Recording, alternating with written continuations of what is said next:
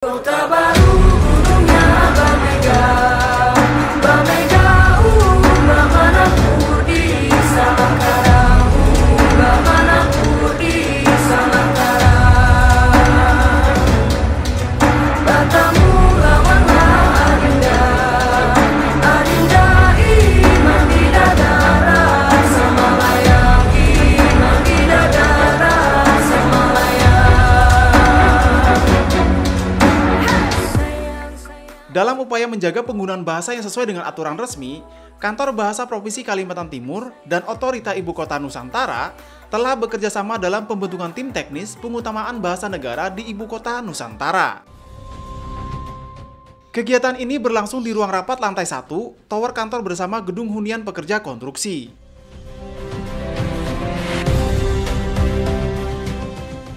Diikuti sebanyak 36 peserta dari berbagai lembaga terkait, serta menghadirkan Kepala Badan Pengembangan dan Pembinaan Bahasa Kementerian Pendidikan Kebudayaan, Riset dan Teknologi.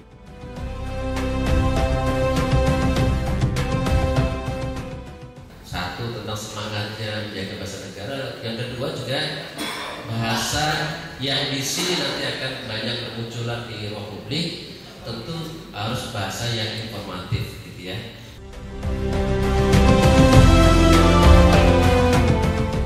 Tinggi, baik tinggi atau swasta, kemudian ada juga lembaga. Mewakili Kepala Otorita Ibu Kota Nusantara sekaligus membuka kegiatan, Direktur Kebudayaan, Pariwisata, dan Ekonomi Kreatif Otorita Ibu Kota Nusantara menyampaikan apresiasi dan penghargaan atas inisiasi kegiatan ini. Kita sepakat bahwa bahasa Indonesia ini harus menjadi bahasa pemersatu, bahasa resmi dan nasional yang digunakan di Ibu Kota Nusantara.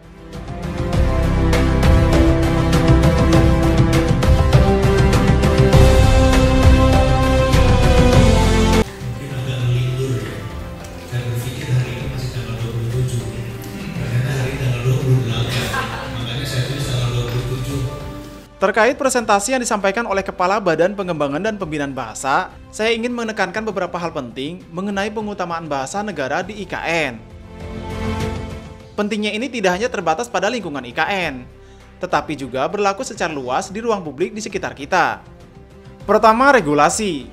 Undang-Undang Dasar 1945 Pasal 36, UU 24 Tahun 2009, PP 57 Tahun 2014, Perpres 53 Tahun 2019, dan Permendagri Nomor 40 Tahun 2007. Kedua, dalam bahasa ruang publik sesuai Pasal 36.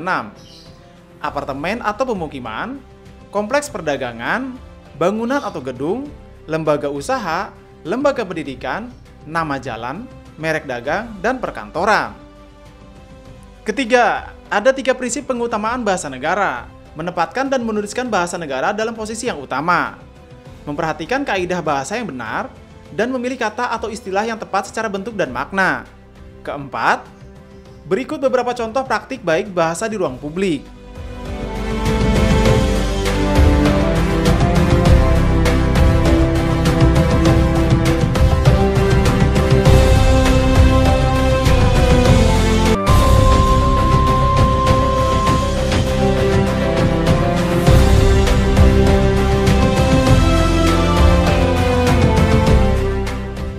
Semua peserta telah menandatangani komitmen bersama untuk mendukung pengutamaan penggunaan bahasa negara di Ibu Kota Nusantara.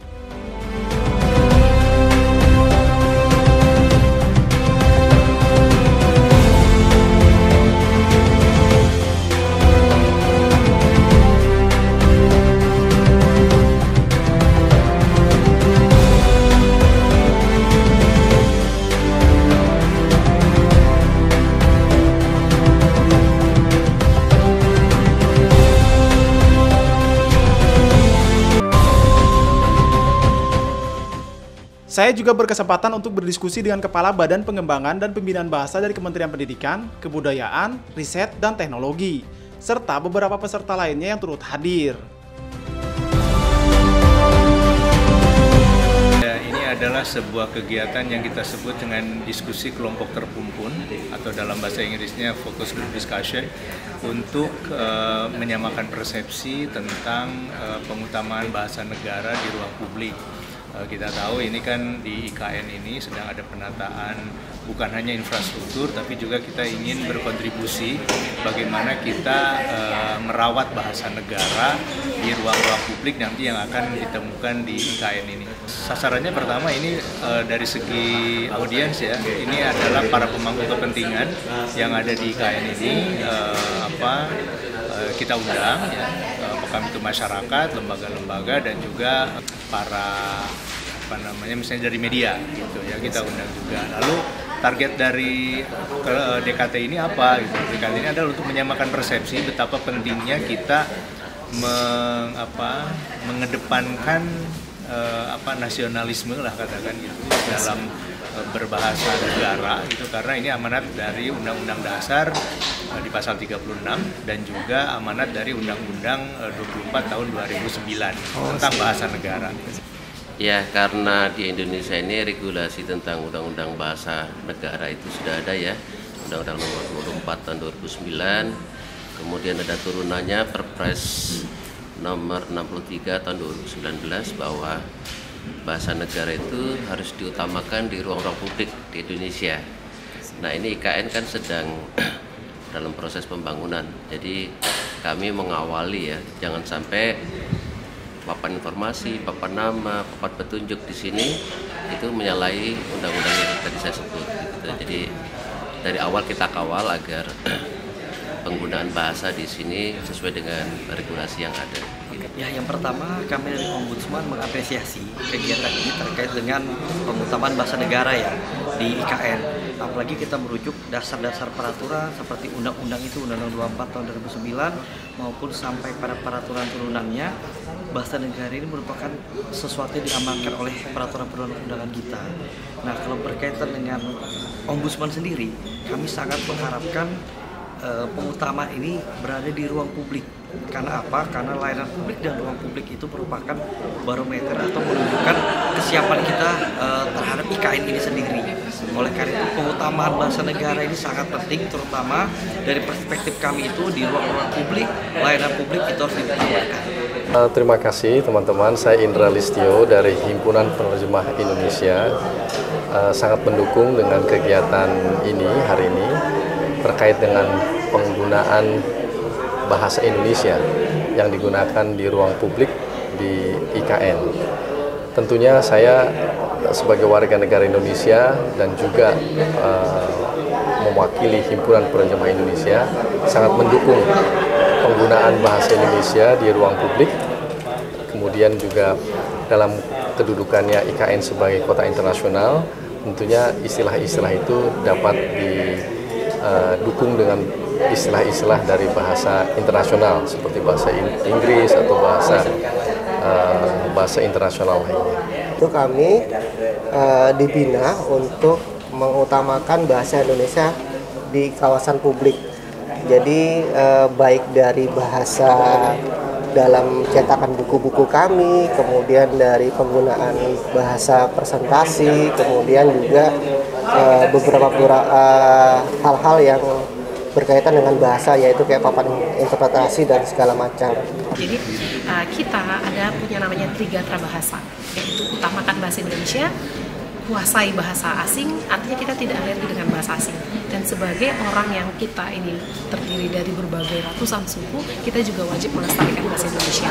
Nah, tujuan kita datang ke sini bagaimana agar bahasa Indonesia itu diutamakan penggunaannya di IKN ini.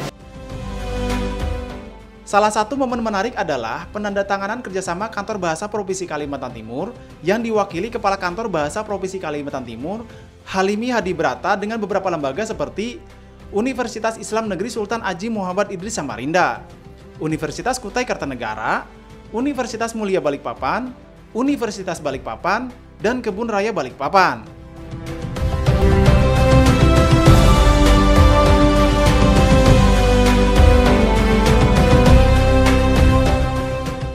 Inilah langkah besar yang telah dilakukan Kantor Bahasa Provinsi Kalimantan Timur sebagai perwakilan Badan Pengembangan dan Pembinaan Bahasa bekerja sama dengan Otorita Ibu Kota Nusantara.